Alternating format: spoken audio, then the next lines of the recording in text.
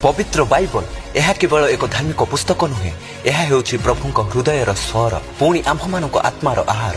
एही शब्द गुड़िक केवल कथा नुहे, यह जीवन गठन करुवा एक शक्ति अटे। यह पढ़िबार अर्थ एक आत्मिक यात्रा आरंभ करिबा, तांको सह आलोचना करिबा, तांको मन को अनुभव करिबा, पुणी निज आत्मा को जागृत करिबा। तेणु बाइबल केवल चक्षु द्वारा नुहे, हृदय द्वारा पढ़ंतु, प्रत्येक शब्द उपर ध्यान दियंतु, आउ प्रभु को पचारंतु, प्रभु यार अर्थ कौन, मो जीवन में यही शब्द किपरि व्यवहृत हेब।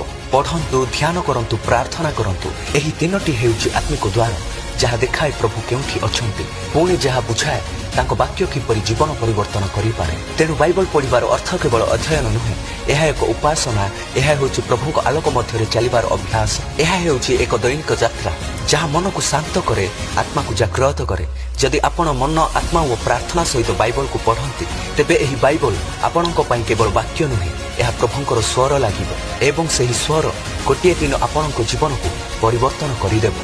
बाइबल पढ़ंतु, यह केवल शब्द शिक्षा नुहे, यह जीवन को परिवर्तन करिवार एक यात्रा। प्रभुंक आलोक आगरे चलिबा, यह ही प्रकृत ज्ञान और सत्य पूजा अटे। आमेन।